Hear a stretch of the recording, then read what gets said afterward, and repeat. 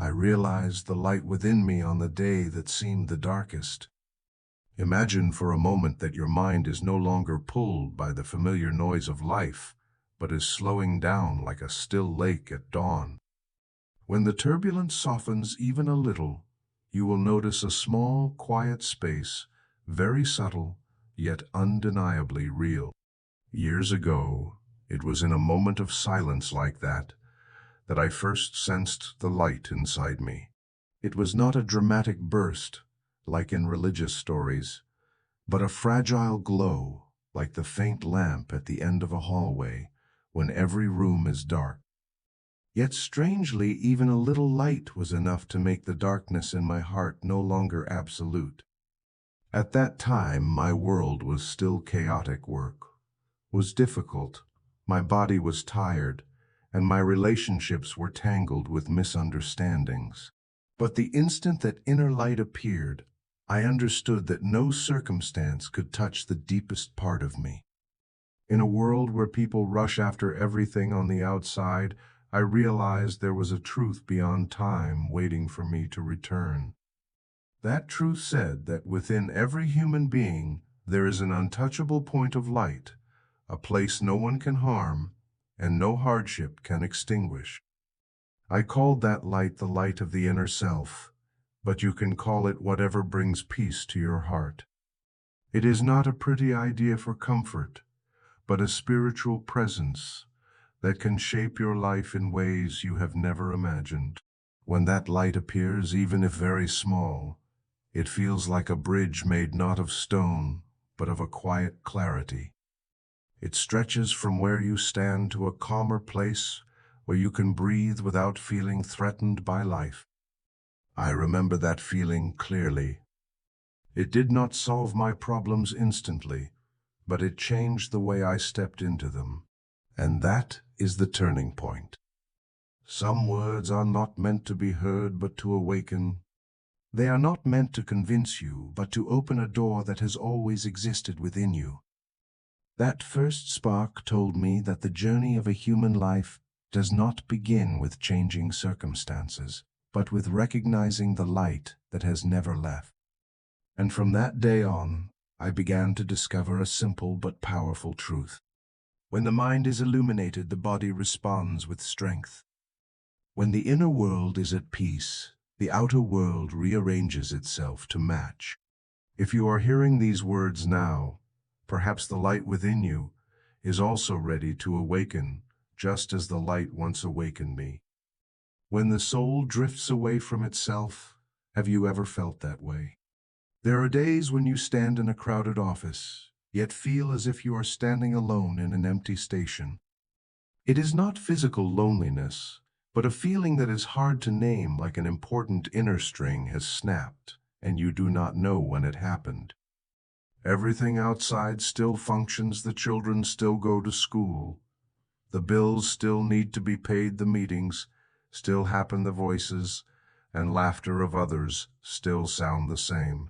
But inside you hear something very different, an emptiness, like a room someone left long ago. I have met many people who described that feeling, and each time I listened, I realized they were speaking of the same experience, even though their lives were very different. A successful man in his 30s I knew, let us call him Michael, once told me he felt like a beautiful boat stuck in the fog.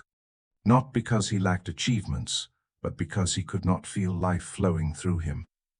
A young woman named Sarah, with a peaceful family and a stable job, said she often woke at 3 in the morning without knowing why her heart felt hollow. What is striking is that neither of their stories involved a dramatic event. No loss, no obvious conflict, no tragedy like the ones we often hear. Only a small but very real shift inside, as if the soul was gently tugging their sleeve and saying it was time to look at something that had been forgotten for a long time. And you, if you are listening to these words, I want to ask you a sincere question. Are you carrying a quiet emptiness in your heart? Is there something you have tried to ignore, but that still returns in the stillest moments, like a whisper telling you that you have drifted away from your own center?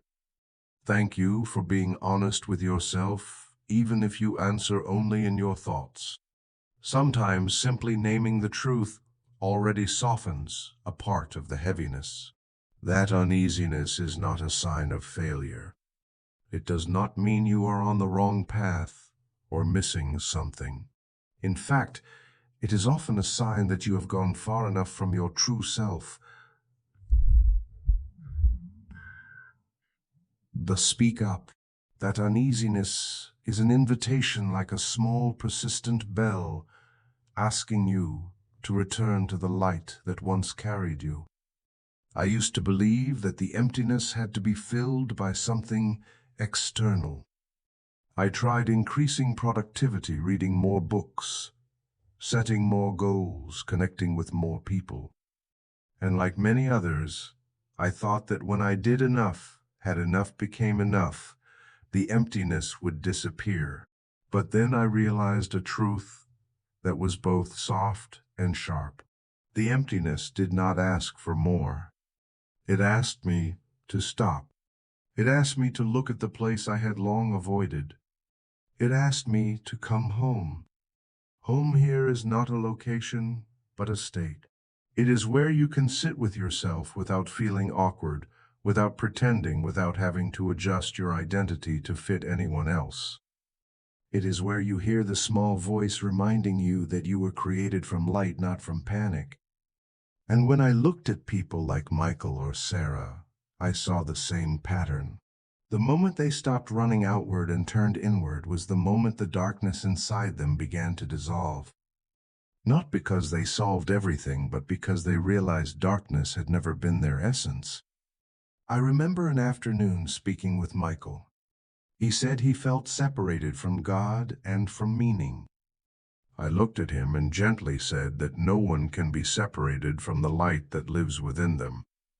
We can only forget it, like a room with a window where you keep facing the wall, so you do not see the sunlight. The room never lost the light, you were simply looking the wrong way. And sometimes just turning slightly changes everything. The light in us is never absent, only our attention drifts. When our mind chases fear, expectations, comparison, and pressure, we do not lose the light, we only stop looking at it. And that is not wrong. It only means it is time to remember. In every life, there will be moments when the soul begins to nudge us, reminding us that something deeper, more beautiful, more true is waiting for us to return. Not to escape life, but to step into it from our center. If you feel that invitation, do not be afraid. The emptiness does not come to break you, it comes to open you. It comes to make space for the light to enter. It comes to remind you that you are more than what you carry on your shoulders. In the next part of this journey, I will guide you deeper into the root of this uneasiness, a place where many believe they are lacking or wrong or abandoned. In truth, they have only forgotten the sacred connection that has never been severed. And when that connection is seen again, everything begins to change in a gentle and steady way. The quietest mistake is believing that you have been left outside the flow of goodness. Among all the errors a person can carry, there is one so small that we barely notice it yet, so powerful that it can influence an entire life. It is the belief that we are separated from goodness, separated from the invisible love that formed us, separated from meaning and strength that have been ours since the beginning. No one teaches us that directly, but we absorb it through experience, through fear, through disappointments, through the moments when the answers we hoped for never arrive. Then the mind begins to write its own story, that maybe we are not guided the way others are, maybe God smiles only on those who are better, or stronger, or more deserving. I have met many people who carry this story, though they rarely speak it aloud. One of them was Emma, a gentle, hard-working woman in her 40s who always tried to do the right thing. Whenever life wore her down, she whispered to herself that God must be testing her. But the more she thought that way, the smaller she felt, the weaker she became, and the further she drifted from the peace she longed for. One autumn afternoon, when the leaves on the streets around her home had just begun to change color, we sat on a wooden bench, looking out at the garden. Emma said she had tried for years, but it felt as if an invisible wall always stood between her and the goodness she prayed for. She said it calmly, as if accepting that this was simply her fate. I looked at her for a long moment and said that perhaps she had misunderstood something important. No one was standing behind a wall, testing her. The wall was not built by any divine power. It was only the shadow of a wrong belief she had held for too long. You see, when a child stands in the sun and raises a hand to block the light, the child thinks the sun has disappeared, but the sun is still there, whole and peaceful. Only the angle of vision has changed, not the light. People are the same. When we believe we have been left behind, that we must navigate a world too big on our own, we begin to interpret every experience as proof of that belief. A message not returned becomes a sign that we do not matter. An opportunity that does not come feels like a rejection from God. A difficult event feels like a lack of protection. But those are only stories the mind creates when it believes something untrue. In reality, the source of goodness has never left us. What changes is the direction of the mind. The mind is a lens. When it points toward fear, everything becomes distorted. When it focuses on lack, it will see only lack. When it turns toward the sense of separation, it creates images that confirm that feeling. But when the lens turns toward the light, the inner world instantly shifts. I asked Emma when she first believed she had been separated. She stayed quiet a long time and said it might have started during the years she prayed and saw no sign. I told her that silence is not absence. Silence is sometimes the moment when help is being woven at the deepest layer where our senses cannot measure it. A seed may rest beneath the soil for a long time, and no one sees anything happening yet. That is when it is breaking open.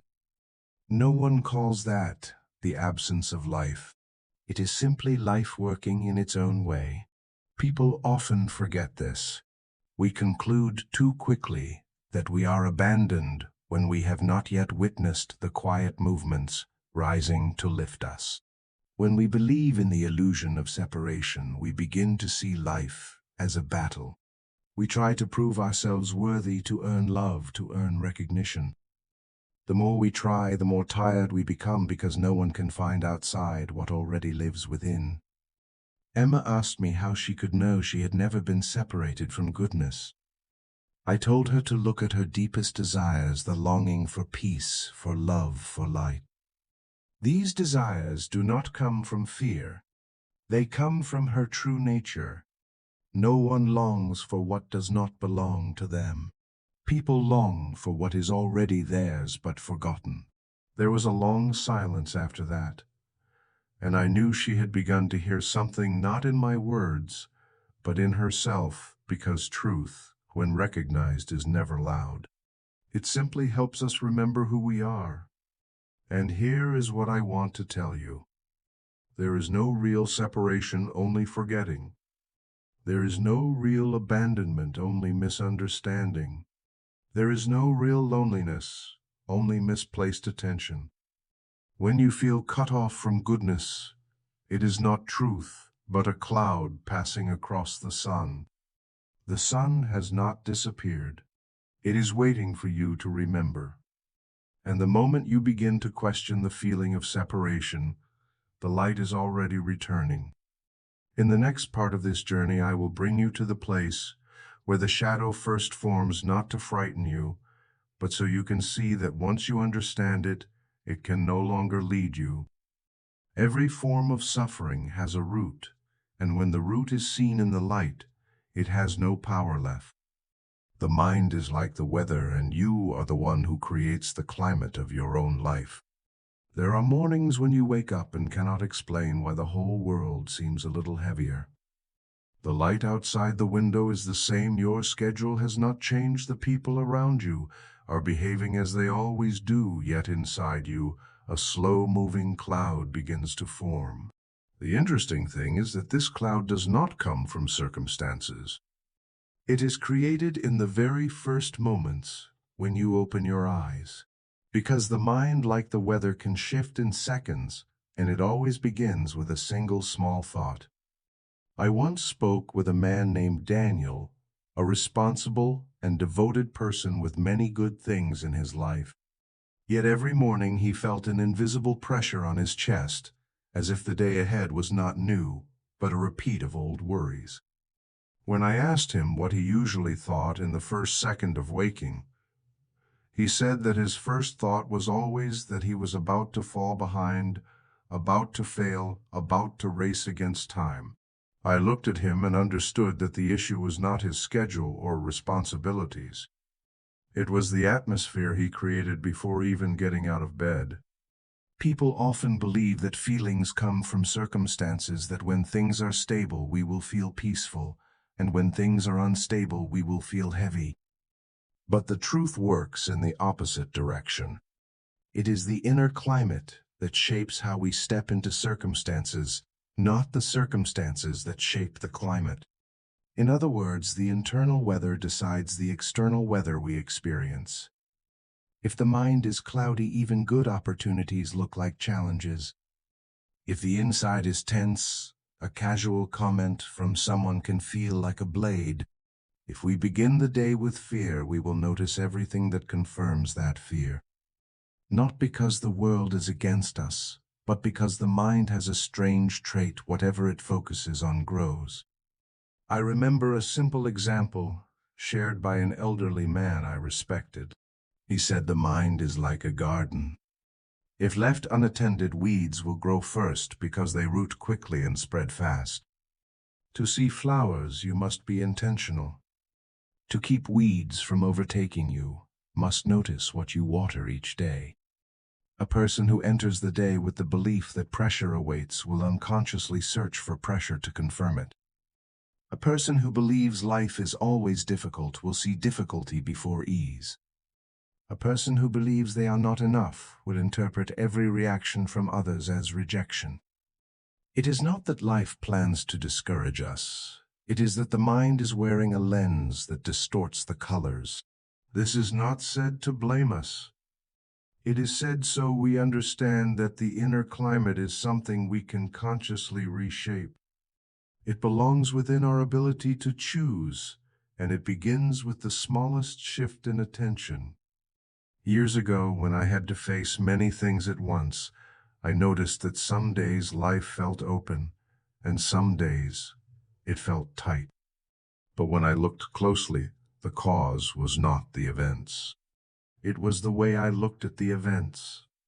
One morning, I stepped outside to a sky full of gray clouds. My first instinct was to sigh, feeling that the day would be heavy. But then I realized that the sky had no intention of making me sad. It was simply being itself. I was the one assigning meaning. When I changed my thought and saw the gray sky as a soft blanket nature had placed over the world, my heart softened. It was not the sky that changed, it was the way I read it. The mind is like the sky. It changes continuously, but most of its beauty or gloom does not come from the clouds, it comes from our gaze. And most importantly, we are the ones who create that climate. Not through grand events, but through very small habits. The first thought of the day, the words we whisper to ourselves in the mirror, the way we interpret silence, the way we respond to delays, the way we tell our own story in our mind. When these things repeat, they stop being isolated choices. They become climate. When I explained this to Daniel, he sat quietly for a long time and asked if he could begin again with a new inner climate. I told him yes, but not by trying to control every thought, rather by redirecting attention. Because attention is the water that nourishes the garden of the mind. Water fear and fear grows. Water lack and lack spreads. Water goodness and goodness takes root. This does not require force. It only requires gentle awareness. For example, when you notice you are tense, even before anything has happened, pause and ask what thought you are watering. When you feel heavy at the start of the day, look at the first thought that greeted you when you opened your eyes. When it feels as if the world is turning its back on you, ask if you have turned your back on your own light first. This is not artificial positivity. It is the nature of consciousness. The mind is not naturally bright or dark. It brightens when we turn toward the light. It darkens when we turn toward the shadow. And in every moment, we have the choice to turn the lens. When Daniel understood this, he did not change his life overnight. But something changed immediately. He no longer felt swept away by the first emotions of the morning. He created a small pocket of silence before getting out of bed. In that silence, he chose a bright thought to plant. Not a grand one, just a gentle reminder that the day was not against him. As his inner climate shifted, the small things in his life shifted with it. This was not a miracle. It was simply a new climate beginning to work. And the same possibility is waiting for you. In the next part of this journey, I will show you how the darker patterns of the mind form not to frighten you, but to help you see that you can replace them with a softer and steadier light. I learned that every dark pattern can be replaced without fighting it. For a long time, I believed that the difficulties in my life were things falling from the outside, as if life occasionally threw challenges at me to test whether I could endure. I tried to resist them with every method I knew, by analyzing, worrying, preparing, controlling. But the more I resisted, the more exhausted I became. The harder I tried to push the darkness away, the closer it seemed to cling. Until one day I realized the darkness was not coming from outside. It was coming from the pattern I kept repeating in my own mind. It may sound abstract, but it is actually simple. Every person carries inside them an invisible pattern where repeated thoughts form a shape, and the outer life is only the imprint of that inner mold.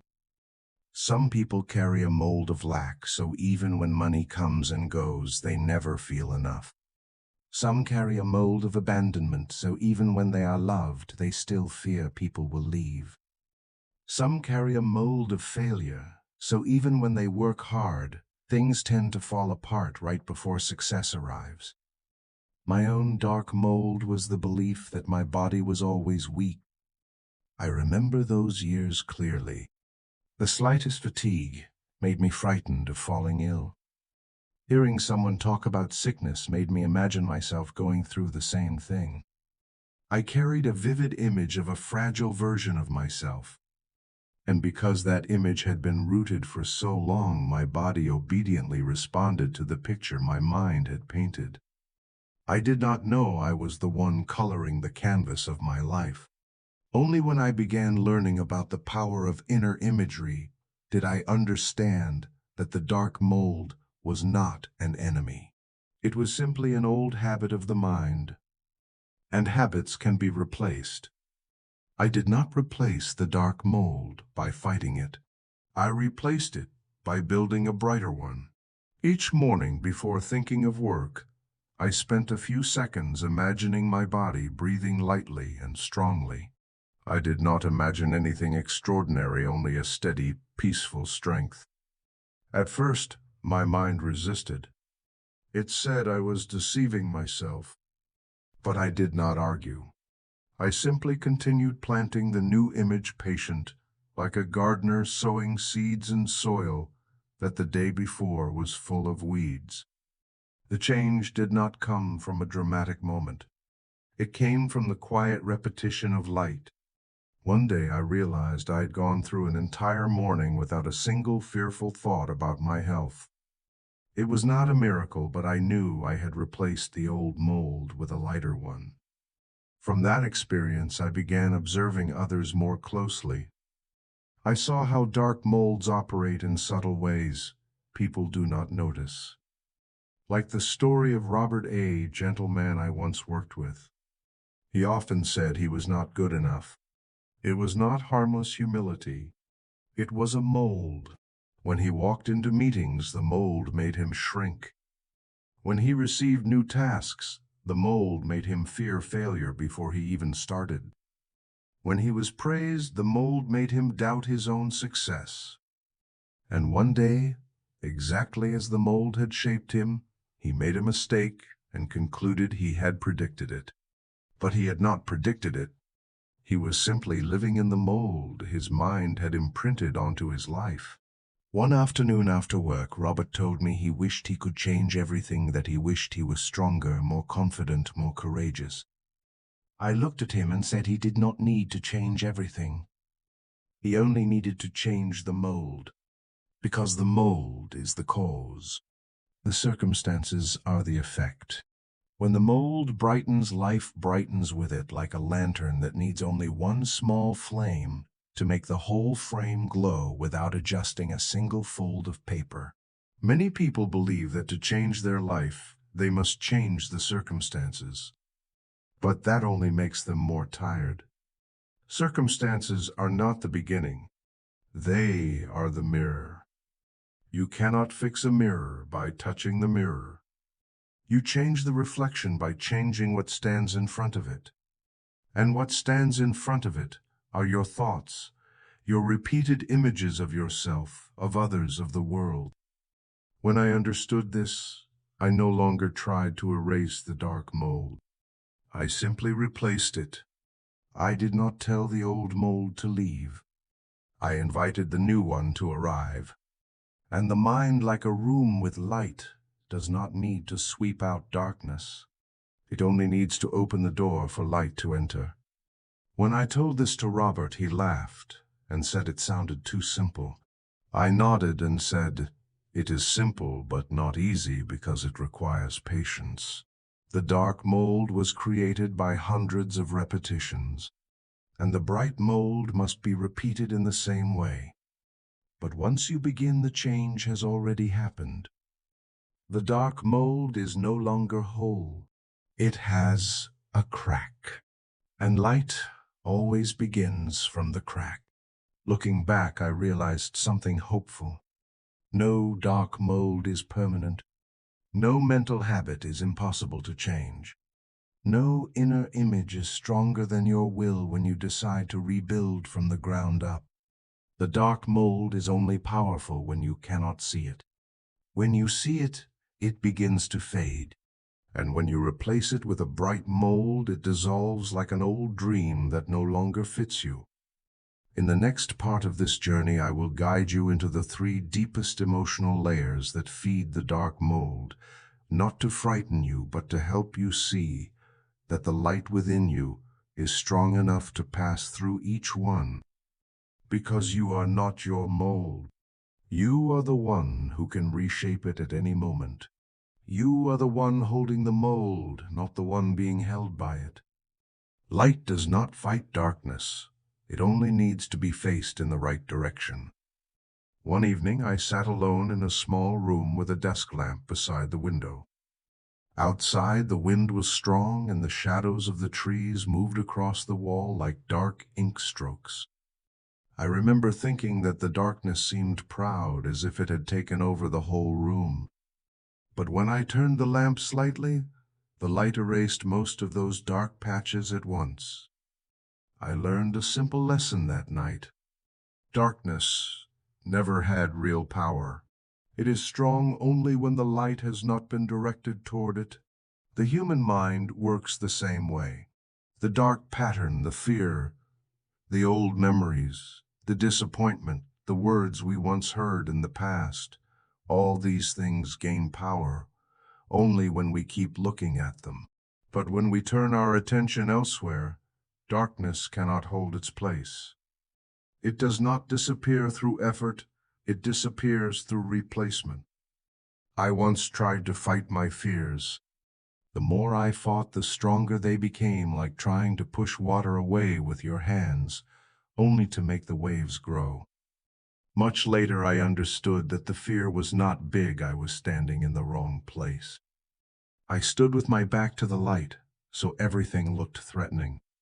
When I turned back, the light did not have to fight. It simply appeared, and the darkness retreated on its own. Through years of speaking with those who were suffering, I noticed that most believed they had to be stronger than darkness to overcome it. But that belief only tired them out. No one becomes stronger than darkness by wrestling with it.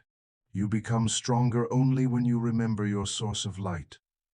A woman named Linda once came to me during a time when her life felt suffocating. She said she was trapped in a cycle of negative emotions until she no longer recognized herself.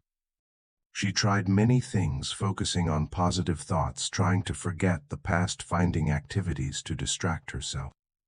But with the slightest trigger, all the old emotions rose again and swallowed her.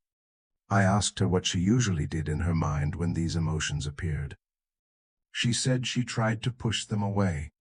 I looked at her gently and told her to imagine a room. In that room there was a thick darkness. If she shouted at the darkness to leave, would it go? She shook her head. If she became angry at it, would it leave? Again, she shook her head. If she begged the darkness to withdraw, would it obey? She smiled because she knew the answer. I told her that darkness does not understand the language of force or effort. It only disappears when light is turned on. And the light in the mind is turned on when we redirect attention away from what burdens us. It sounds simple, but it is a deep inner rearrangement. When Linda understood this, she stopped fighting her emotions. When heavy thoughts appeared, she did not blame herself or try to drive them away. She simply shifted her attention toward a bright image she had chosen in advance. She chose the memory of a peaceful morning by the beach, where she had once sat for hours, watching small waves roll to shore. Whenever the old emotions rose, she brought her mind back to that image, not to escape but to remind herself that she had the right to choose where her mind rests. After some time, she realized those old emotions no longer had the same power. They did not disappear instantly, but they could not pull her down as deeply as before, because now she was no longer standing with her back to the light. Through years of teaching, I discovered a paradox. Darkness often feels strong, but in truth it is very weak. It survives only because we unintentionally feed it with attention. Each time we repeat a fear, we give it more energy. Each time we retell a painful story with the same old emotion, we bring it back to life. But when we withdraw energy by turning our eyes toward the light, it weakens like a flame with no oxygen. A man named Joseph once told me he felt as if the darkness inside him was a force greater than himself. He said that whenever he tried to think positively, he felt defeated before he even began. I told him that darkness is not as strong as he thinks. It is strong because he believes it is strong. He nourishes it with repeated thoughts. I gave him an example. If you place a stone in the sun, the stone cannot create light. If you place it in the shade, it cannot create darkness. It only reflects the environment around it. The mind is that stone. Wherever you place it, it reflects that place. And the beautiful part is that you always choose where to place it. One afternoon, as I walked through a park, sunlight pierced through dense leaves and painted bright patches on the path. I stopped for a long moment and realized something I think I had known for many years, but never said aloud. Light never competes with darkness. It does not need to be stronger. It only needs to be present. And when it is present, darkness cannot resist. The human mind follows the same principle. You do not need to defeat darkness. You only need to turn back toward the light. The light will take care of the rest. In the next part of this journey, I will guide you deeper into the 3 emotional layers that form the dark mold, not to make you afraid, but to help you understand that each layer has a door leading out, and that door opens when the light is seen from within you. Words are like an underground stream. They nourish the light, or they water the darkness. For a long time, I believed that thought was the source of all change until the day I realized something even faster than thought words. Thoughts are often vague, but words are thoughts that have taken form, that have sound, direction, and impact. Words are the silent current flowing through every day of our lives. And whatever you say, whether whispered inside or spoken aloud, is watering either the bright mold or the dark mold. A man named Mark once told me that life had never been on his side. He said it in a moment of exhaustion and had no idea he was planting a seed in the soil of his mind.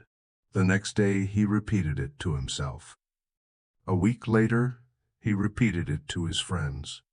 And slowly the small events in his life began to fit the shape that sentence had created. What he did not know was that words do not merely describe life. Words shape it. The way we speak about ourselves becomes the way we see ourselves. The way we speak about the world becomes the way we read the world.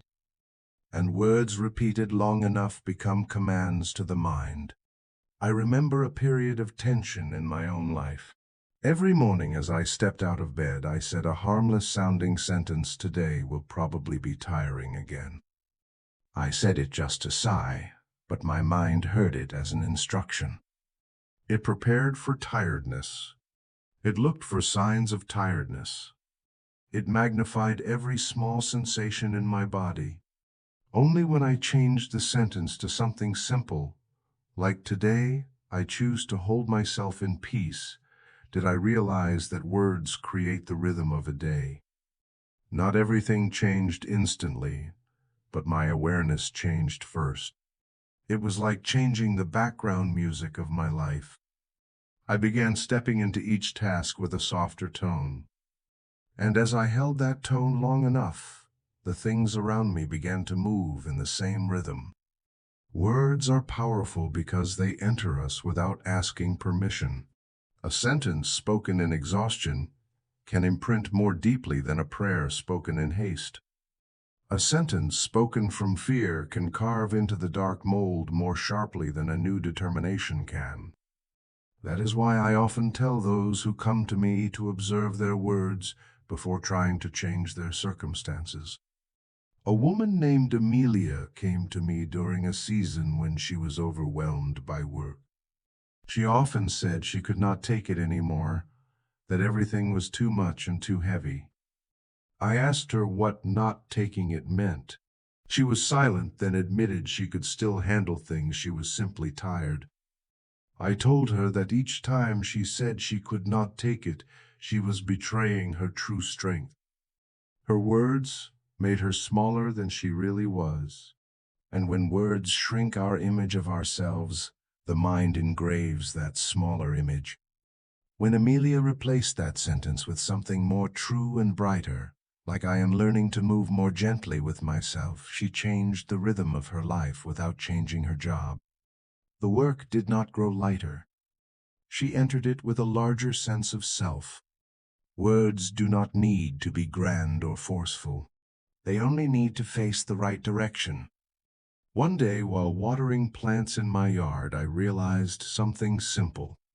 Water does not know whether it is falling on flowers or weeds.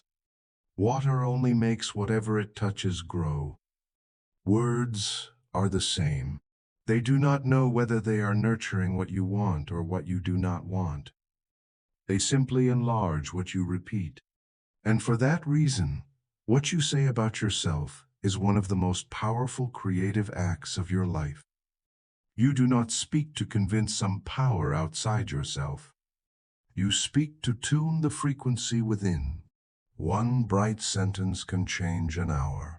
A bright sentence repeated daily can shift a habit. And a string of bright sentences held long enough can change the way you exist in the world. A man named Harvey once told me he always felt abandoned in relationships. When I asked what he usually said about himself, he answered that he often said he was someone no one truly chose. I told him that sentence was not truth, but a habit.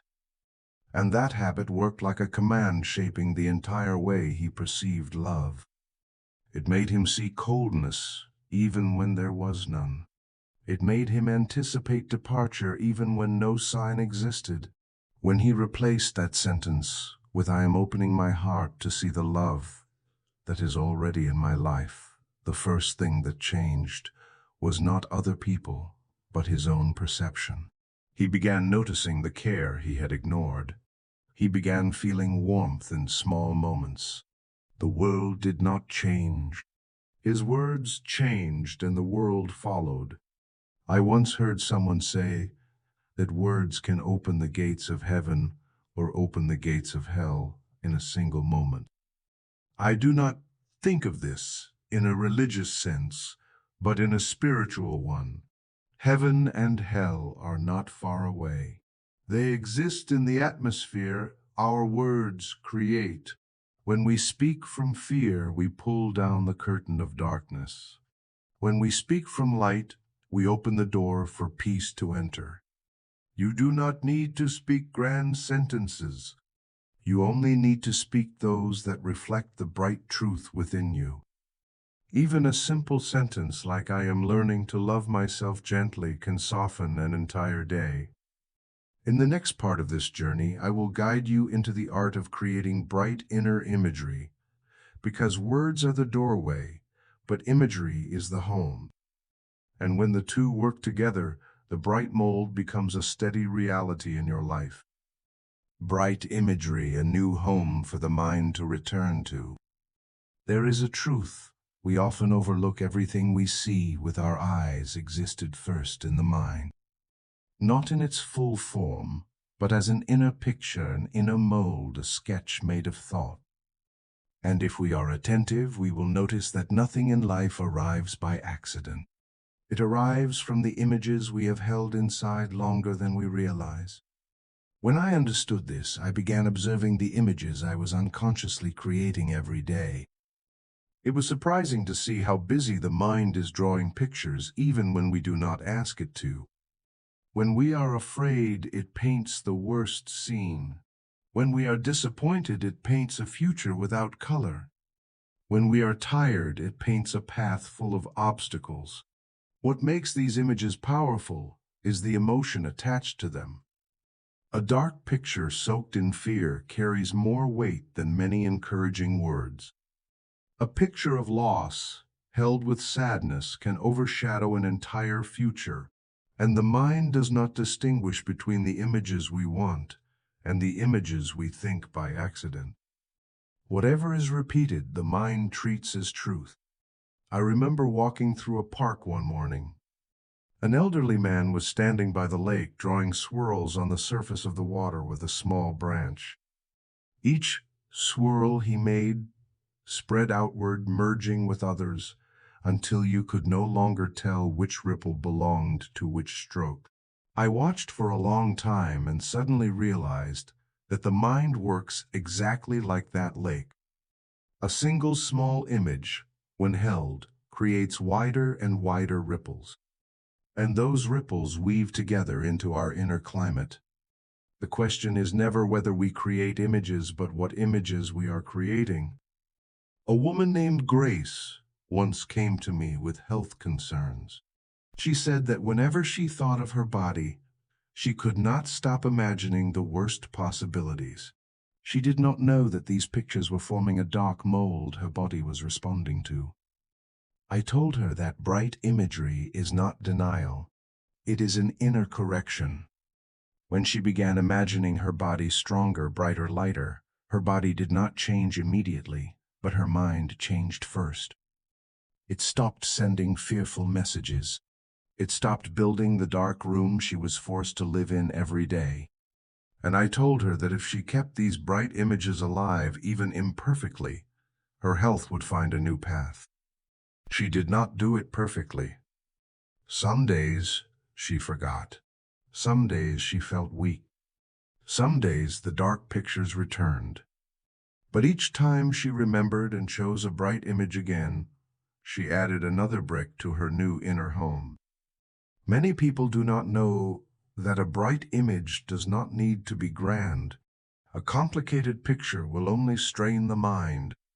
What matters is a scene that is clear, simple, easy to repeat, and brings peace. For me, the bright image I have used for years is a forest path in the early morning. Dry leaves underfoot, sunlight filtering through the branches, and I am walking lightly as if carried by the air. Only a few seconds of holding that picture and my mind shifts. It feels like stepping out of a cramped room into an open forest. Bright imagery is something you choose, so your mind has a place it wants to return to, instead of being dragged back to old dark rooms. A man named Greg once told me he could not imagine anything good about his future. His mind only drew failure. I told him it was not his fault. It was the habit of a mind too familiar with a dark mold. But I also told him he did not need to erase the dark images. He only needed to create a new bright image that was clear and easy enough for the mind to hold. We started with something very small, the picture of him standing at his doorstep in the morning, taking a deep breath and feeling a hint of freedom. At first he said it felt too simple, but after a few weeks he noticed that his mind began returning to that picture whenever he felt tense. He was not forcing optimism. He was simply giving his mind a brighter room to choose. And the mind, like every living thing, chooses the place with more light. I have met many people who feel bright imagery is too far from the reality they are living. They say they cannot imagine a better future when the present is heavy. But I tell them that a bright image is not a promise about the future. It is nourishment for the present. It is not a guarantee that life will change instantly. It is the care you give your mind right now. And when the mind is cared for, life adjusts. Not with dramatic changes, but with small, enduring shifts. A mother named Helen carried anxiety for her family for years. Every night, she imagined the worst. I told her she did not need to imagine a perfect future.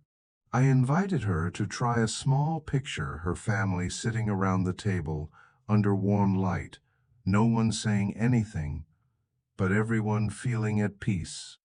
She said, holding that image for just a few seconds made her whole body soften. She practiced it every night, and weeks later the change was not in the circumstances, but in the atmosphere of her home. Because when the mother changes her mold, the whole household changes its climate. What I want you to understand is that bright imagery is not fantasy. It is a gentle and intelligent intervention in the flow of the mind.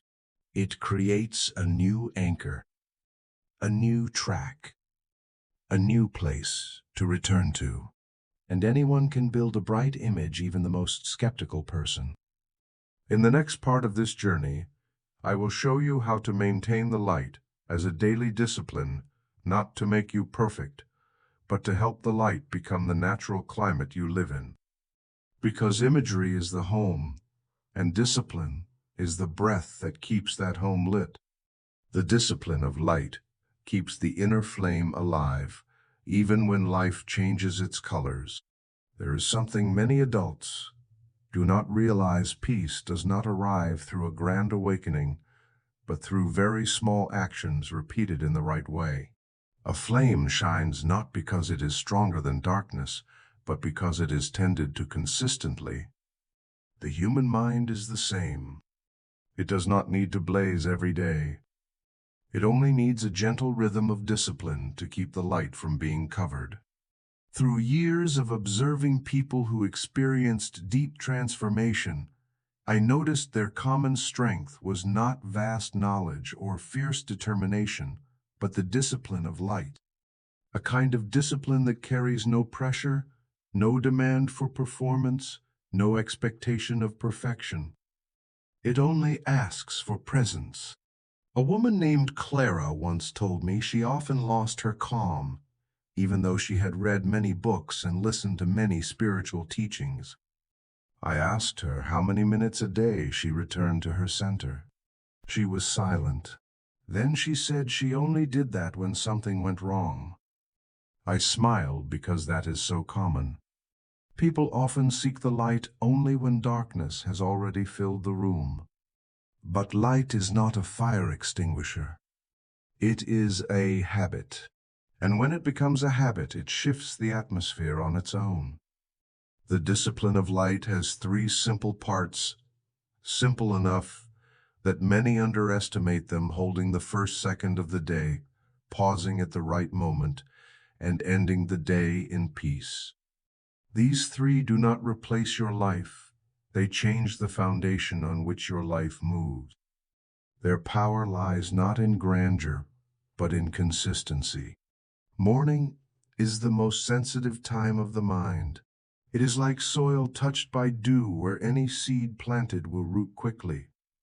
And the first thought we have in the morning is often not truth, but only the echo of the day before. The discipline of light begins with a simple habit. Hold one bright sentence in the first second of the day. It does not need to be long or profound, only pointed in the right direction.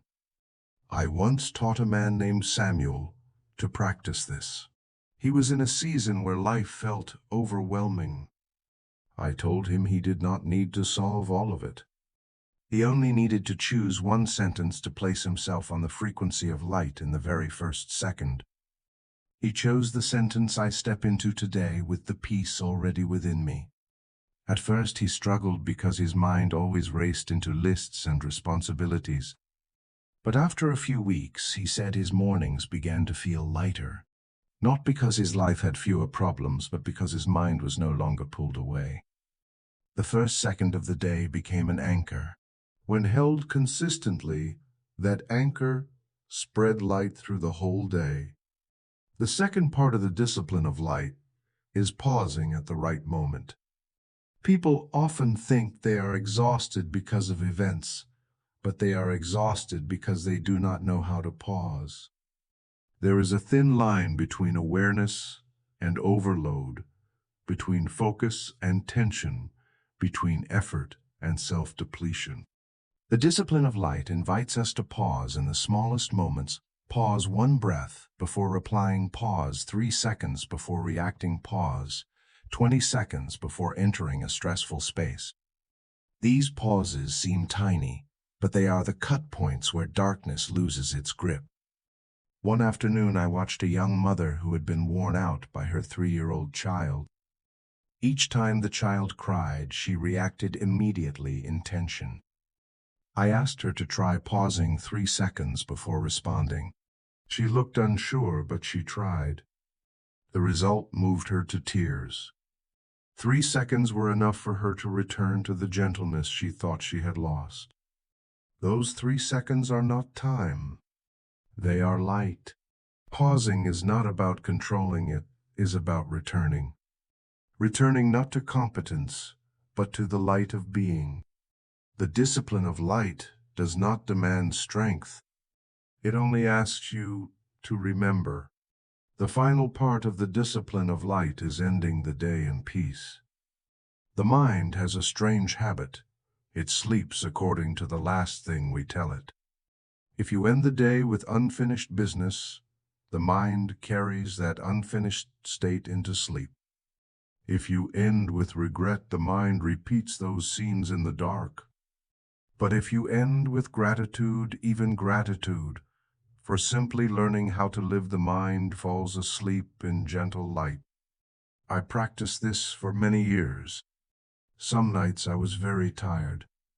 Some nights I did not know what tomorrow would bring, but I always whispered one sentence of gratitude before closing my eyes.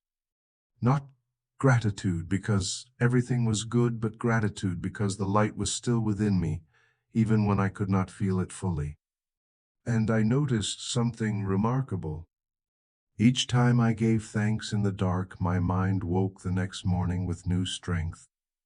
Not because circumstances had changed, but because I did not carry darkness into my sleep.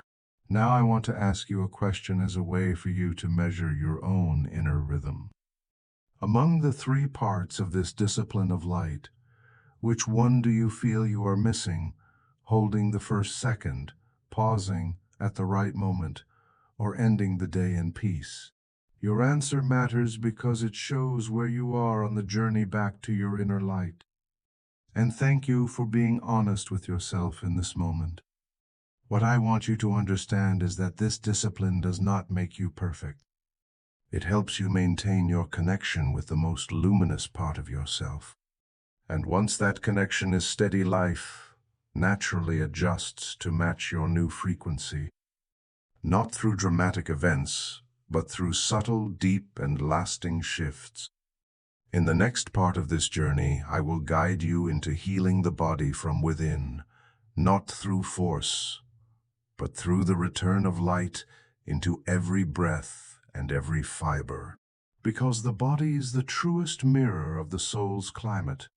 I learned to listen to my body the way I would listen to an old friend returning from far away.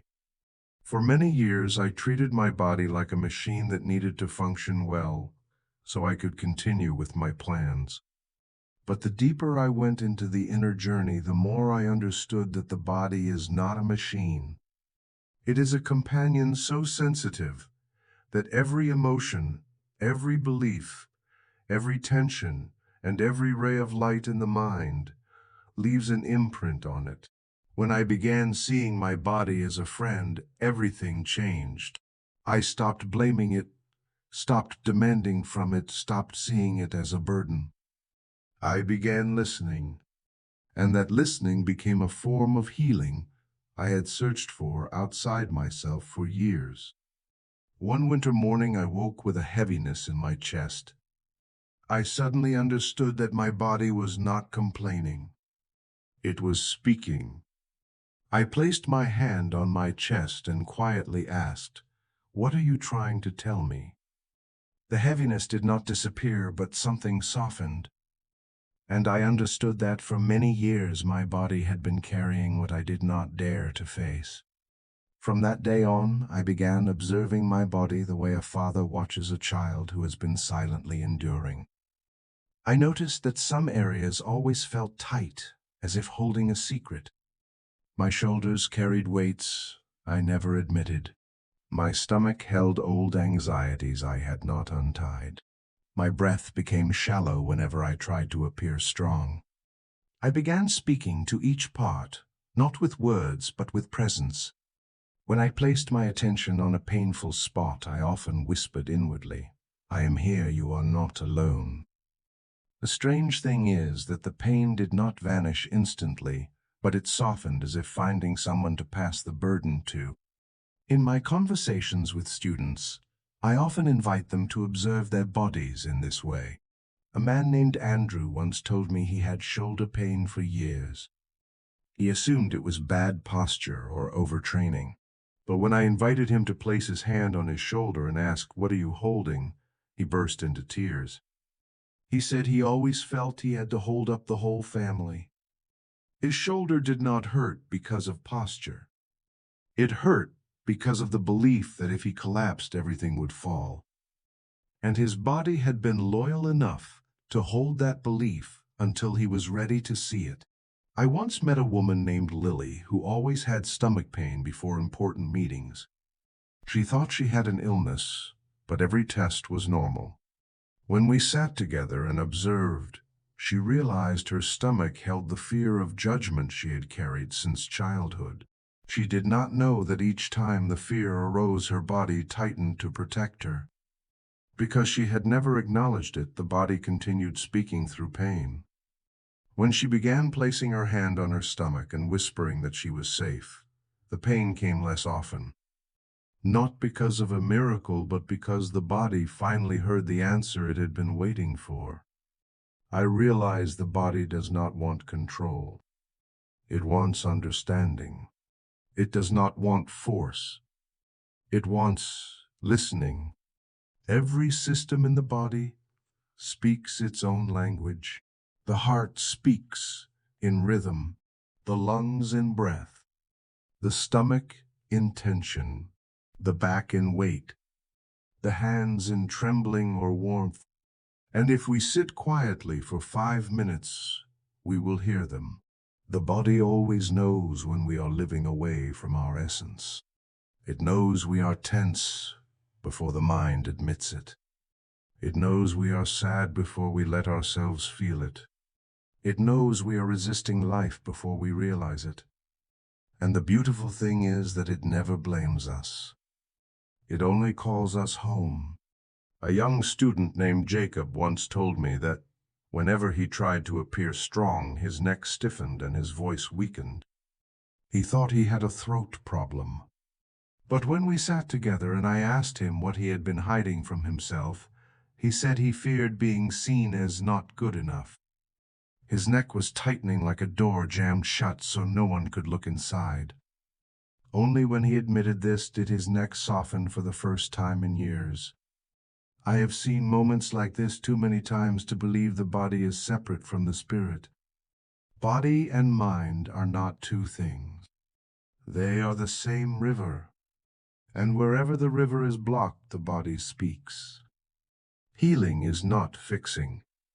Healing is opening what is blocked. Opening with truth, with presence, with the light we direct toward what is dark. Some days I feel tired for no clear reason.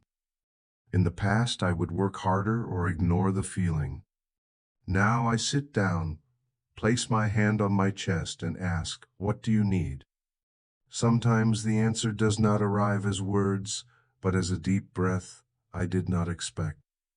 My body had held that breath for so long, it forgot how to expand. I understood that the places we do not breathe fully are the places we have not loved fully.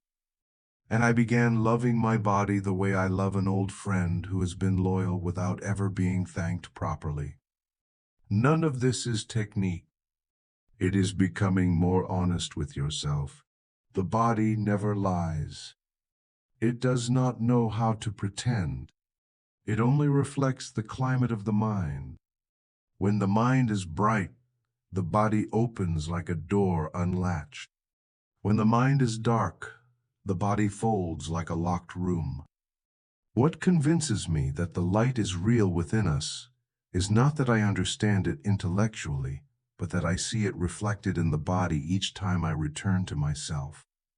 In the next part of this journey, I will share the principles of mental hygiene that have supported my life for many years, because a mind kept clean makes the body light, and a light body makes the soul wiser. And that is the healing circle that begins from within. Keeping the mind clean is the art of choosing what we allow inside. There are days when I do not understand why I feel heavy, even though nothing serious has happened. Only when I look more closely do I realize that the mind is not burdened by big events, but by hundreds of small things I unconsciously allow in. A careless comment, a fleeting thought about lack a look that makes me feel insufficient, a piece of news I did not ask for. None of these break me immediately, but they cloud my inner water slowly like drops of dark ink falling into a clear glass. The mind never collapses in one moment. It dims little by little, and eventually we feel exhausted without knowing why. It took me years to understand a simple truth. The mind wants to shine only when it is kept clean.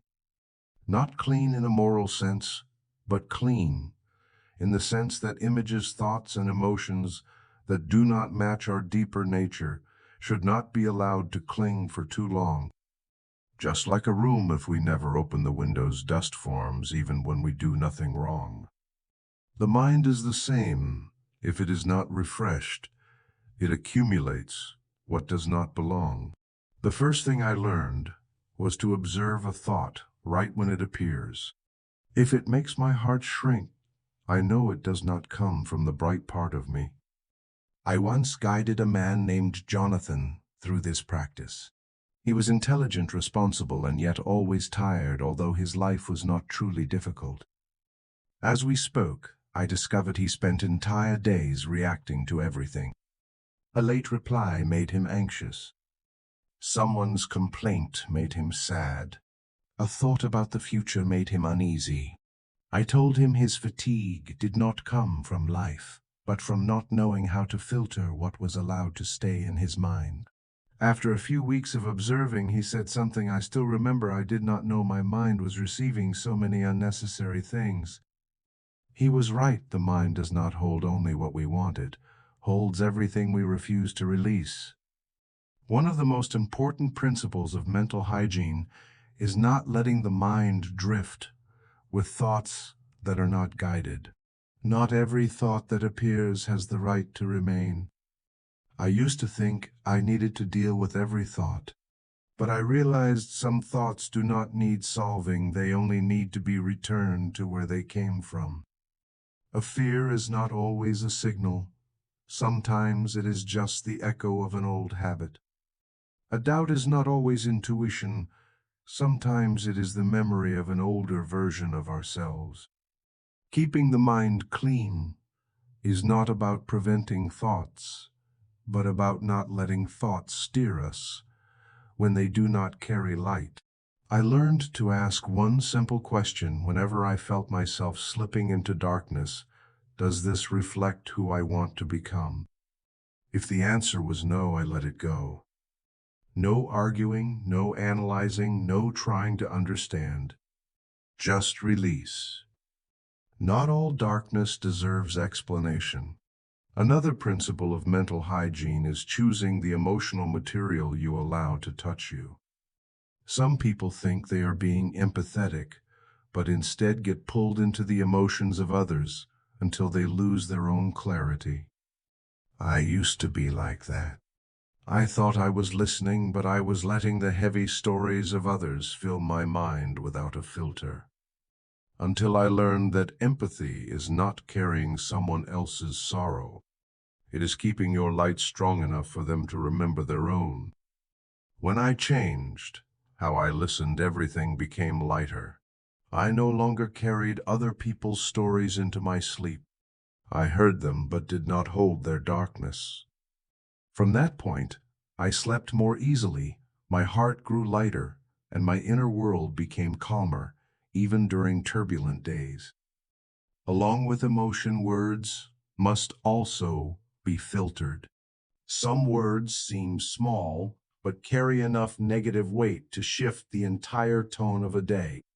I learned to listen to my own voice. When I noticed a sentence spoken from fear, I stopped. When I noticed a sentence spoken from hurt, I stayed silent. Not to suppress myself, but to avoid creating spirals I would later need to untangle.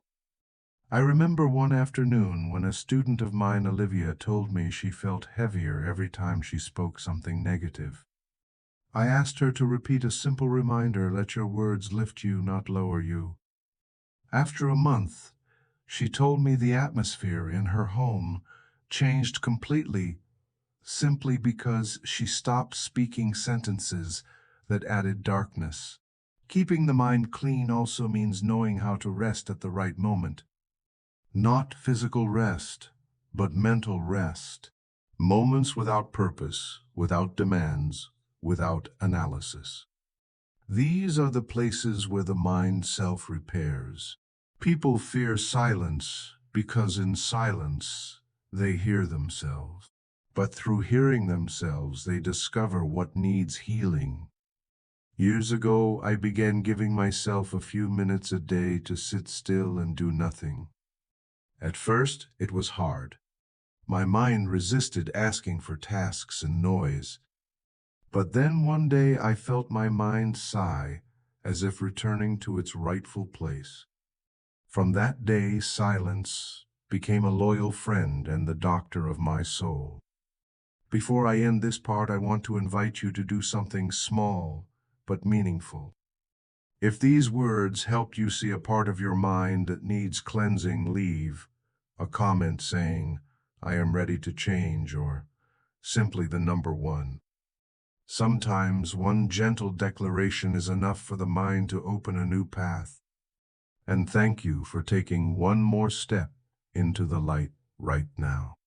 In the next part of this journey, I will share how inner light not only heals a person, but transforms the quality of their relationships, because often what we see in others is only the reflection of our inner world. Seeing others in the light began the moment I learned to look with the eyes of the soul. For a long time, I believed the people around me were the reason I felt tired. I thought that if they changed, I would be at peace. But the deeper I walked into my inner journey, the more I understood that other people were never the true problem. The root was how I saw them. If my mind was dark, I saw darkness in their actions. If my mind was bright, I noticed the light in even their smallest gestures. That was when I discovered one of life's quiet secrets. People are mirrors reflecting the climate within us. This truth is not meant for self-blame, but to return our power to us. When I realized this, I began observing how I looked at others. I discovered that often I was not seeing them with my eyes, but with my memories of them. I saw them through old stories I had stored for years. I saw them through old fears, old wounds, old disappointments. And when I looked that way, I was not truly seeing them. I was seeing the version my mind had created. One windy afternoon, I spoke with a man named Robert. He said he always felt his coworkers did not respect him. As I listened, I did not hear a problem with the coworkers. I heard the story he was telling about himself. I asked whether he had ever tried seeing his coworkers as people, also searching for their own sense of safety. He was silent for a long time. Then he said he had never thought about that. A week later, he returned and told me that when he changed the way he looked, their attitudes changed too. Not because they suddenly became better, but because his energy no longer sent signals of defense. Situations that once bothered him became easier to understand. I still remember the lightness in his eyes when he said that. I also met a woman named Emily, who was often disappointed with her husband. She said he never understood her. When I asked whether she had ever seen him in the light, she frowned in confusion. I invited her to look at him, not as the man who had hurt her, but as a soul trying his best, also tired, also wanting to love, but not knowing how to express it. A month later, she came back in tears and said that only when she saw him in the light did she realize he had never meant to wound her. He was simply acting from the level of awareness he had. When she looked with new eyes, she no longer needed to blame. Their relationship softened. The nights, once filled with silence, felt less heavy. Not because they became perfect, but because she no longer saw him as an enemy. That was when I understood deeply that the light in one person can warm an entire room. Something strange happens when you see others in the light. You no longer feel the need to change them. You simply want them to be at peace. And from that desire, communication becomes simpler and lighter, free of hidden battles. Because light does not seek to win. Light seeks to see truth. One of my greatest lessons came from a friend named Michael. He had a strong personality, so direct that at times he hurt people without intending to. I once could not tolerate him because I saw him as overbearing. But one day, in a very clear inner state, I looked at him and suddenly understood that beneath his hard shell was a boy who had been forced to be strong too soon. When I saw that I stopped reacting to his sharp words, I only saw a soul trying to hold himself together. And from that day he no longer clashed with me as before. Not because he changed, but because I stopped projecting the old image onto him. Our connection became more honest, less defensive. You will notice that when you see others in the light, you give yourself a gift too. Every person you meet reflects a part of you. If you see them with harshness, you receive tension. If you see them with compassion, you receive peace. I also learned that not everyone needs explanation or persuasion. Some people only need to be seen in the light. Your presence will do what your words cannot. I once visited a cousin who had been through a long period of sadness. I did not tell her to be strong. I did not tell her to think positively. I simply saw her as a soul that was tired, not as someone failing. After some time sitting together in silence, she turned and said, "I do not know why, but when you are here, things feel less frightening." I smiled because I knew it was not me. It was the light moving through me. When you are present in the right way, others feel safe. They do not need to defend. They do not need to pretend. The light in you touches the light in them without a single word. This applies not only to loved ones, but to everyone you encounter. A stranger frowning in a supermarket, a colleague irritated, a relative saying something hurtful. When you see them in the light, they are no longer threats. They become people carrying weights you cannot see. And the light in you can ease that weight with nothing more than a calm gaze. The beautiful thing is that when we see others correctly, we free ourselves from hundreds of unnecessary misunderstandings. We hurt less because we no longer take everything personally. We expect less because we no longer need others to behave according to our script. We tire less because we stop trying to read minds. We simply look and we see. And when we see, we are at peace. In the next part, I will take you deeper into the journey where we learn to open ourselves to guidance in work, finances, and the important steps of life. Because just as light transforms relationships, it also transforms the way we walk in the material world. And when you let light guide your path, every step becomes steadier, simpler, and clearer. Let light lead the way was a lesson I learned only after I stopped pushing myself and began allowing myself to be guided. There was a period in my life when I lived in constant fear of the future. I feared choosing the wrong path. I feared losing opportunities. I feared not having enough money. I feared not being good enough. I feared every step might lead to a mistake too big to fix. I thought all of that was responsibility. But the deeper I went into the inner journey, the clearer I saw that this fear was not responsibility. It was the absence of trust. When people believe they must drag their lives forward by sheer effort, they end up in a maze.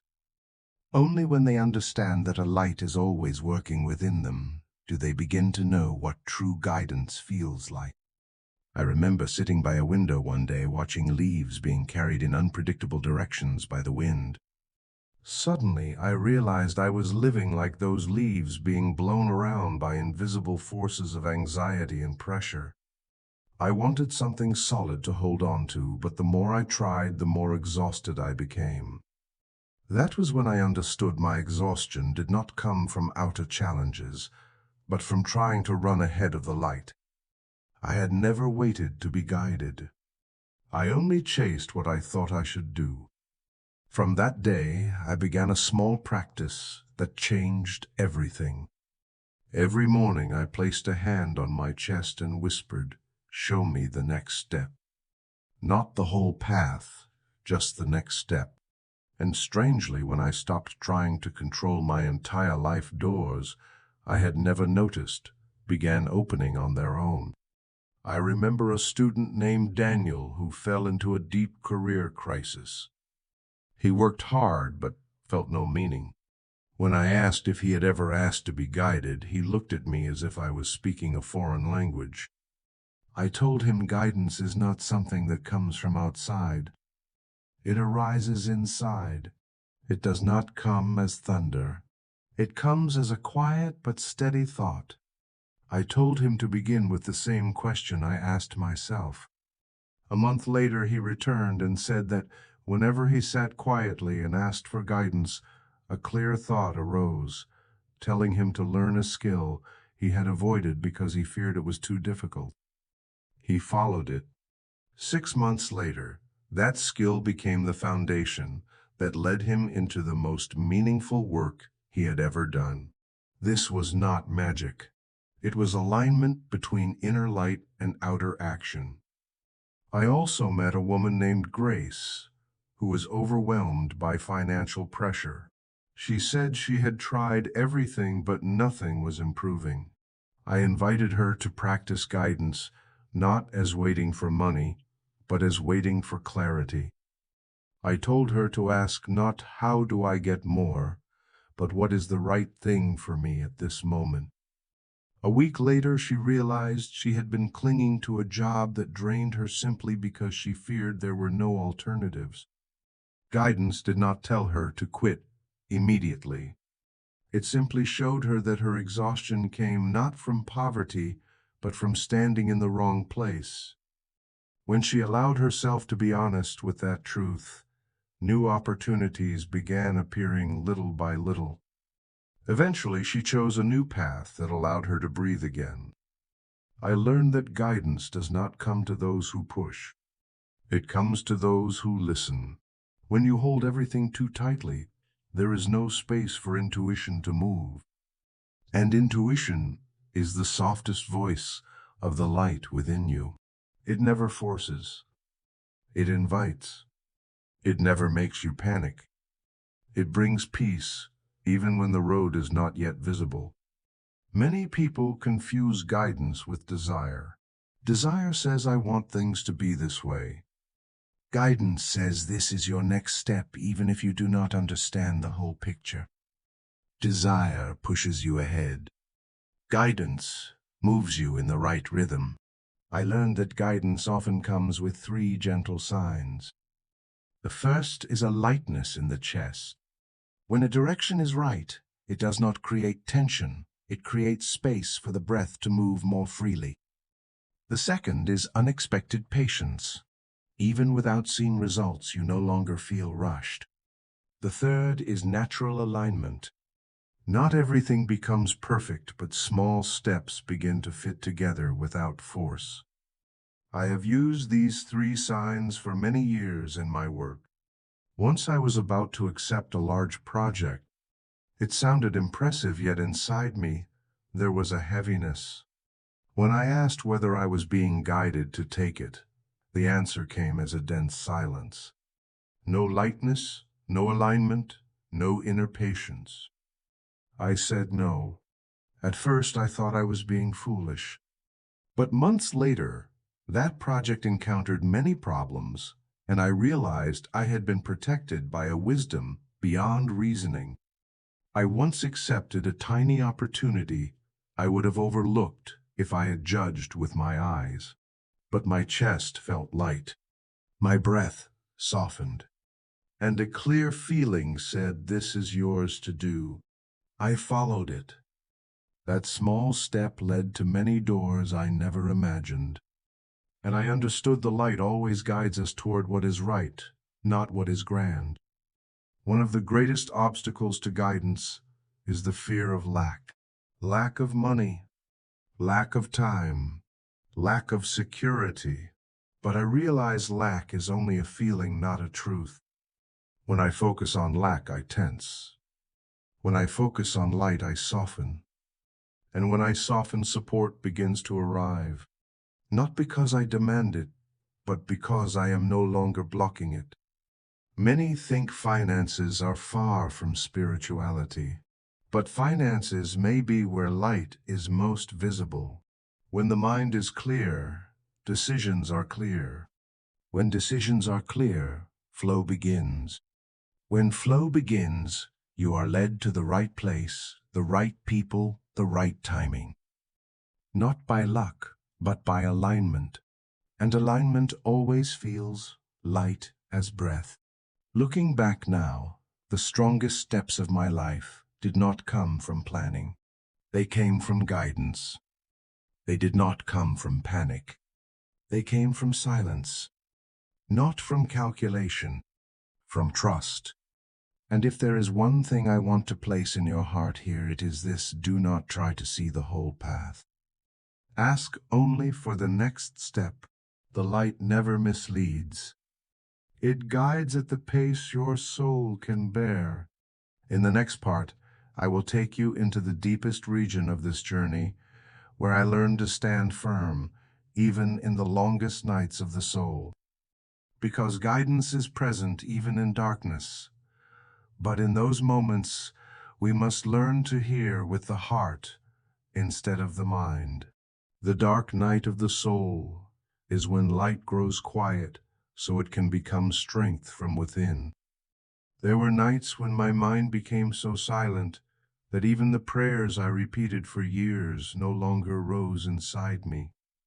I sat alone in a dark room, listening to my own breath, and felt as if light had withdrawn from my life. Not because I lost faith, but because I could no longer feel the guidance I once knew so clearly. In those nights I thought I had lost my way. But the more I matured in the inner life, the more I understood something I was not peaceful enough to grasp before. Light never disappears. It simply grows quiet, so I can learn to see with different eyes. The dark night of the soul is not punishment. It is a transition, a threshold, where the soul prepares to rise into a new level of awareness. And before I can receive what is new, the old layers inside must fall away, sometimes through a silence so deep it feels like abandonment. I remember the first time I faced such a night. It felt as if everything I believed in had been stripped away. I could not feel peace. I received no signal. I heard no guidance. The more I searched, the deeper I fell into emptiness. But one morning, after many weeks inside that silence, I understood something. Light had not left me. Light was digging into a place I had never dared to look. It did not remove my sense of comfort to punish me, but to teach me to rely on trust instead of emotion. It wanted me to learn to believe even when I could not feel. When I understood this, I felt a softness in myself, as if stepping out of a fog. I began looking back at painful moments in my life and saw that every time the light went quiet, I was being shaped. Not to become strong in the sense of resisting, but to become deep in the sense of understanding. I once spoke with a woman named Sophia who spent a long period unable to feel hope, despite doing all her spiritual practices. She said it felt like being pushed into a darkness with no exit. I told her that in such darkness, the deepest truths are often born, because when the surface light dims, we begin to see the underground light that does not depend on emotion or circumstance. Months later, she returned and said she had not only come through that period, but felt she had become someone new. She was less easily shaken, less dependent on encouragement from outside. She said it felt as if new roots had grown deep into the ground, helping her stand without effort. That is what the dark night gives us. It removes shallow supports and replaces them with a true foundation. I also met a man named Henry, who said that during his time of confusion, he tried everything to feel better, but each attempt only deepened his despair, because nothing worked. I told him some nights are not for doing, they are for being. Being still is a gentle surrender, not to life, but to the illusion of control. The dark night teaches that silence is also a prayer. Many people think they must find answers quickly in such a time. But often the desperate search for answers is what prolongs the darkness. In those seasons, the only task is to keep the heart open. When the heart stays open, even in darkness, you are still moving. When the heart closes, even in daylight, you are lost. I often teach my students to move through a dark night with 3 simple steps. The first is to acknowledge it without denying it. The second is remembering all the times the light has saved you, guided you, arranged things you could never arrange on your own. Not to cling to the past, but to remind yourself that light has been faithful to you. And what has been faithful does not suddenly disappear. The third step is staying with small practices, even when you feel no effect. A quiet thank you, one deep breath, a gentle sentence held in the heart. The dark night does not ask you to be strong. It only asks you not to abandon yourself. There were times I thought I would remain stuck forever in the night. But each time I came through, I found myself wider, softer, steadier, brighter. Not because I did more, but because I became a larger vessel for light to fill. Before we move on, I want to ask you something. Take a few seconds and feel it honestly. Is there a dark corner in your life right now that feels heavy? A place where you cannot see the next step? A pain you do not know how to put down? If so, let me say to you what I once needed most in my own nights. The dark night is not the end. It is a comma before the next chapter of your soul. And thank you for being brave enough to look at that place with me right now. In the next part, I will share how after such nights, people not only heal, but become bearers of light for others in a way that is natural, humble, and steady. When light begins to move from within you, become a presence of peace without even trying. I learned this very late in my journey. True light never stays with the one who carries it. Light always finds its way outward, the way a ray of sun warming one window still softens everything around it without effort. Years ago, when I was struggling with my own storms, I never imagined that one day I could be a source of peace for anyone. The idea felt heavy because I could not even hold myself steady. But light does not ask us to be perfect before it can flow through us. It only asks us to be sincere enough to become a doorway. And when the doorway opens, the light moves on its own. One afternoon, I was sitting quietly by the window when an old friend visited. He did not say much about his life, but as he was leaving, he said something that surprised me. He said he felt lighter after sitting with me for just 10 minutes. That day, I had not offered advice, solutions, or guidance. I had simply been present, and that presence alone became something he could feel more deeply than any words. That was when I understood that light does not spread through speech, but through the atmosphere of the one who carries it. When I teach my students, I do not try to change them. I only try to keep my own mind clear and steady so they can see themselves.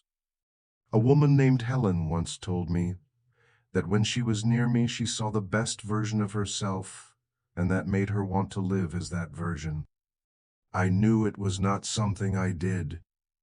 The light in me was simply reminding her of the light in her. She was not lifted by me. She was rising because she remembered who she was. A man named Thomas lived in constant anxiety and sleeplessness. He came hoping for a clear plan, a method to escape his endless unrest. I gave him no instructions. I only invited him to sit in silence with me.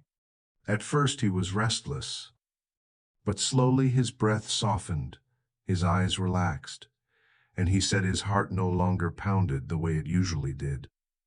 It was not because I had any special ability.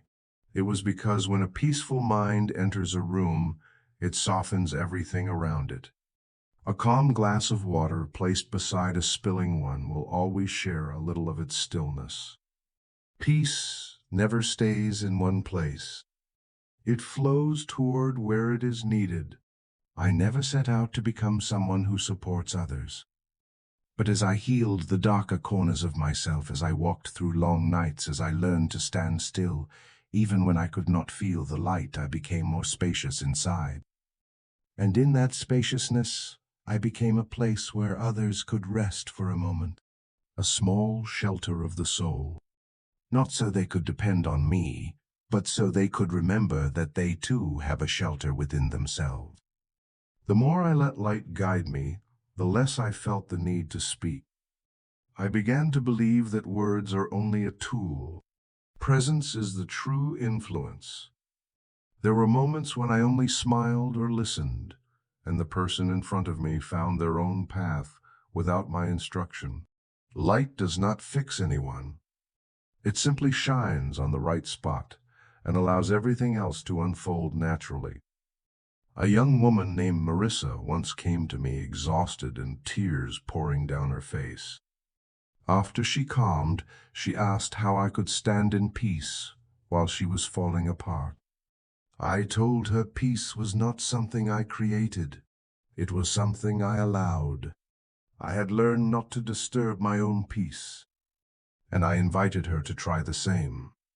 She did not receive an answer to her problems that day, but she received something more precious. She remembered that peace had lived inside her all along. She had only stopped giving it space. One of the most beautiful signs of becoming someone who carries light is that you no longer want to control anyone. You do not want to force change. You do not want them to follow your path. You simply want them to find their own. And you stand beside them as a small candle, not to walk for them, but to remind them they are not alone in the dark. Some people come and go. Some meet me only once. But I always feel gratitude for having witnessed the moment they saw their own light again. That moment is not my achievement. It is the grace of presence. Looking back, I understand now that people do not become healers by being stronger or wiser. They become healers because they learn to walk with a soft heart that is not afraid of breaking, because they learn to stand firm and trust instead of control, and because they went deep enough into their own darkness to no longer be afraid of the darkness in others. If today you are walking your journey and you do not feel strong enough, bright enough, or wise enough to lift anyone, I want you to know this.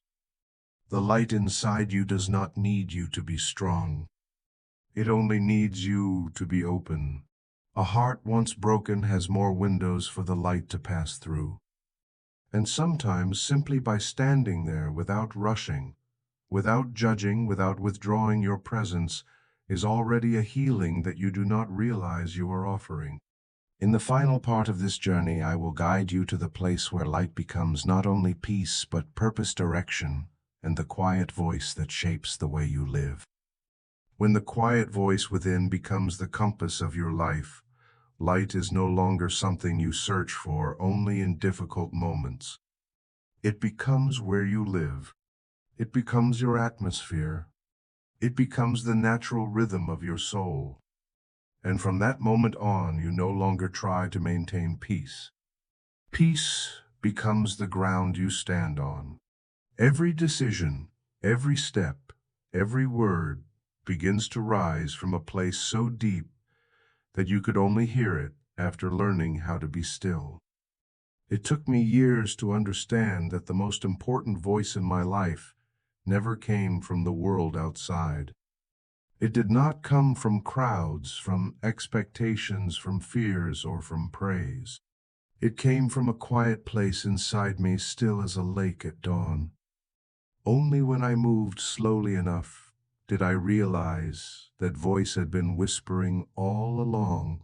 I began to see it as the language of light speaking through the heart to guide me. The first time I truly listened to that voice, it felt like stepping into a different world.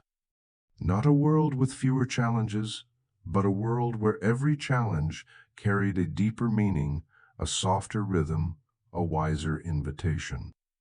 I saw that what I had called obstacles were simply dark stretches of road asking me to look with inner light. What I had called failures were adjustments of my path. What I had called loss was space being made for something new. One morning, while I stood before an important decision, my mind was loud with arguments, and my fear painted countless worst-case pictures.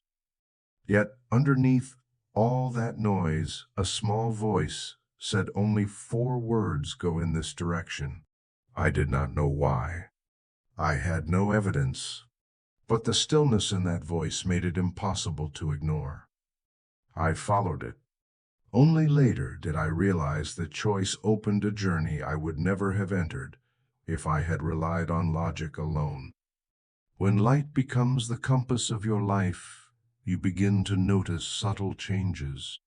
You are not pulled into other people's chaos as easily. Harsh words do not shake you the way they used to. You stop rushing to fix everything. You stop needing to prove anything.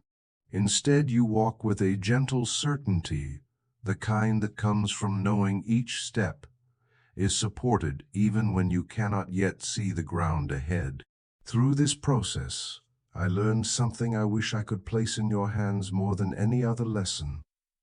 Life is not guided by loud signs. It is guided by the quiet movements of light inside you. Light does not push. It invites. Light does not command. It opens. Light does not promise. It simply stays. And once you enter this rhythm, you stop asking why things happen the way they do. You begin asking what light wants you to see today. I once met a young man named Ethan who said he was always waiting for a dramatic sign to know he was on the right path. I told him that the greatest sign never arrives in bright flashes. It arrives as peace. If a direction brings peace even when you do not know the outcome, that is your sign. If a choice makes you feel lighter even while you are unsure of the next step, that is guidance. If a path allows you to breathe deeper rather than tighten, that is your answer. Following light does not mean you never make mistakes. I have taken wrong turns too, but even then light never abandoned me. It simply adjusted my steps the way a teacher gently guides a student's hands while they learn an instrument. When I looked back on my mistakes, I saw that without them, I would not have developed the awareness I have now. Light does not protect you from every misstep. It teaches you how to rise without losing your truth. One of the greatest gifts light offers is simplicity. I once lived in complexity, in constant calculation, in layers of plans. But when light led me forward, everything became clearer. Not easier, but clearer. And clarity freed me from countless unnecessary worries. When the mind is bright, the path does not widen, but the footsteps become lighter. Looking back, I see that everything began with a small spark inside me and ended with a life guided from within. I no longer crave loud success. I no longer chase approval. I no longer run after the world's races. I only want to live in harmony with that quiet voice I spent my whole life learning to hear. And if there is one thing I hope you keep from this entire journey, it is that the same light lives in you. It is not out of reach. It does not require you to earn it. It only asks that you listen. When you listen, you change. When you change, your world changes, not through miracles, through alignment. And that alignment is the deepest gift the human soul can receive. Thank you for walking this path with me. If one day you find yourself lost, remember that light never leaves you. It only waits for your return. Just one slow breath, just one soft calling, and the light will speak again as it always has from the moment you were born until this very second.